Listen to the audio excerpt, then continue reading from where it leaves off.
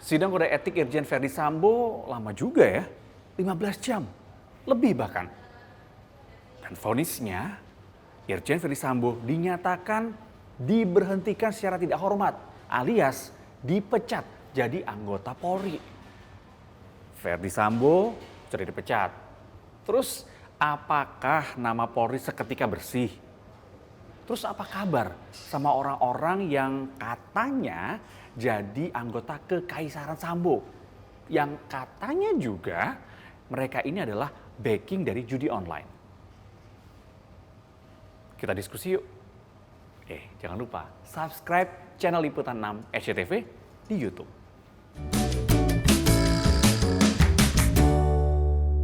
B. Menjatuhkan sanksi berupa 1. Sanksi bersifat etika, yaitu perilaku pelanggar dinyatakan sebagai perbuatan tercela. 2. Sanksi administratif, yaitu A.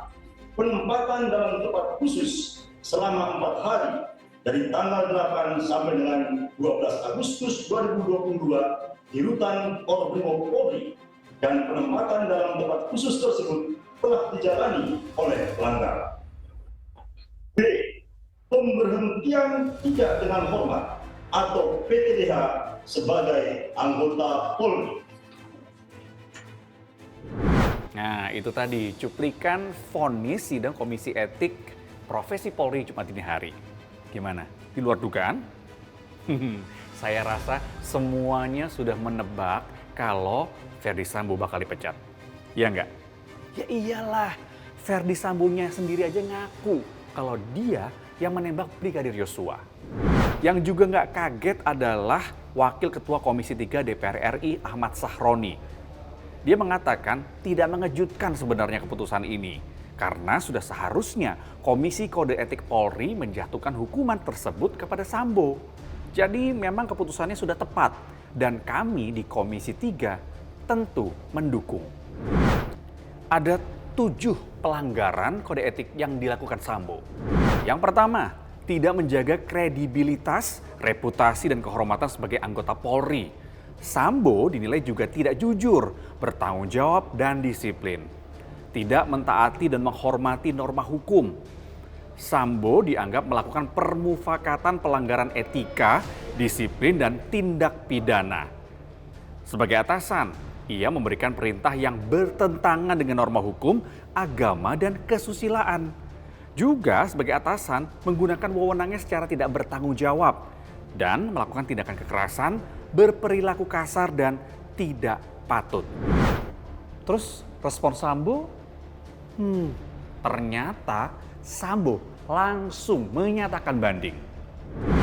Kami mengakui semua perbuatan dan menyesali semua perbuatan yang kami telah lakukan terhadap institusi Polri. Namun, mohon izin sesuai dengan pasal 9 PP 7 2022, izinkan kami untuk mengajukan banding. Apapun keputusan banding, kami siap untuk laksanakan. Kok pakai ngajuin banding? Emang ngaruh? Ya tidak apa-apa, karena memang itu bagian daripada ada aturannya di dalam Peraturan Kapolri nomor 7 tahun 2022 yang salah satunya memang diberikan hak untuk hak hukum ya, yang diberikan kepada setiap anggota Polri yang kemudian mendapatkan putusan ya, seperti misalnya saat ini Sambo ya diberikan putusan PTDH ya, pemberhentian dengan tidak hormat ya, maka tentu diberikan juga hak hukum kepada Verdi Sambo untuk melakukan banding. Nanti apakah nanti permohonannya banding tadi akan disetujui atau tidak, nanti kita lihat saja nanti. Kasus Verdi Sambo ini bikin gregetan. Bayangin aja, ada 97 polisi yang diperiksa. 35 diantaranya diduga melakukan pelanggaran kode etik dan profesi seperti Sambo. Dan mereka ini berasal dari tingkat kepangkatan yang beragam. Mulai dari yang terendah, Barada, sampai yang tertinggi, Bintang 2 alias Irjen Verdi Sambo.